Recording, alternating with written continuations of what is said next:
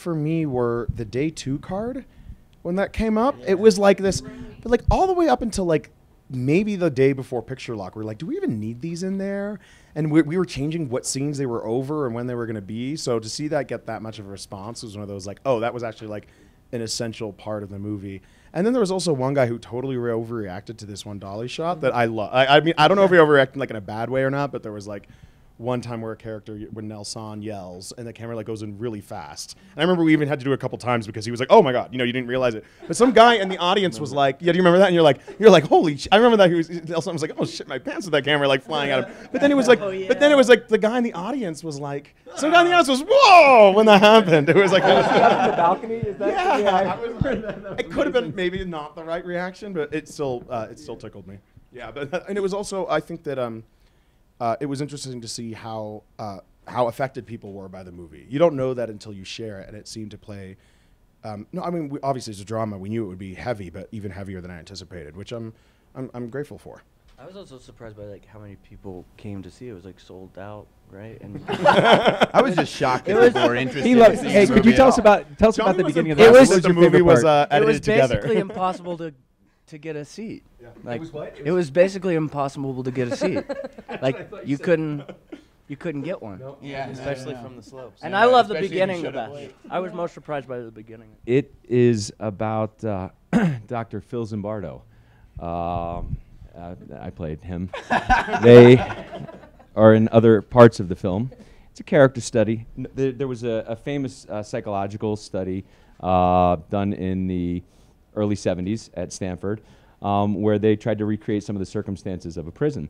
And people have used it as a template to understand how we understand ourselves in different roles. The screenplay was really tight. And it's not an easy story to tell. So when I met with Kyle, he was so enthusiastic and clear about the story that he wanted to tell that I was sort of won over by his pitch. And this is it's a standard in academia. You learn about, I mean, I definitely learned about it in high school, studied it in like a humanities class or something of the like, and I know that in Psychology 101, there's not a Psych 101 class that people don't learn about the Stanford prison experiments. I mean, it is the referred to experiment or demonstration regarding incarceration psychology. And even though it was so long ago, it's the one that remains the most relevant.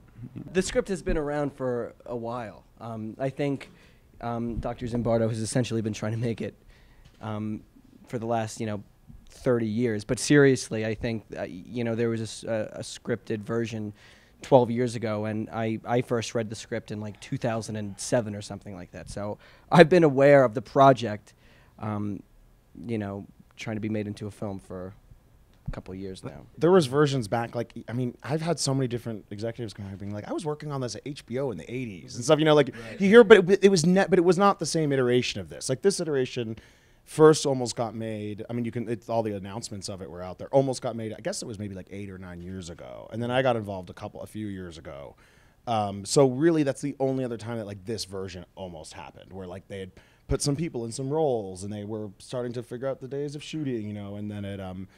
And so I think that was like maybe 8 years ago or so. So and so this script and this sort of take, which was to say, we're going to make it real. We're going to make it exactly like the experiment was, and take a lot of the dialogue from the transcripts and everything, the work that Tim Talbot did. This version it's really just been around just for more recent years. But he started writing it 15 years ago? Something. I think it's somewhere between 12, maybe 12 might be the biggest number I've heard, but I can't remember the exact days. It's always exciting to be a part of a project that has a message and a point of view and is actually saying something. And it was a well-written script, really juicy few scenes, the opportunity to work with wonderful actors and friends, and being on set was really fun. And I think possibly had a great time together, despite the kind of heavy and dark subject matter. I think it really helped that almost everybody had some kind of connection to each other. So we had like Ki-hung, and it was never deliberate. I cast everyone how I felt was right, but Ki-hung and Chris had just done The Maze Runner together. You've got Johnny, Ezra, and Nick that all did Perks together. You have Michael and Nick have done 4 movies together now. Billy and Michael had worked together. Billy and Miles had worked together.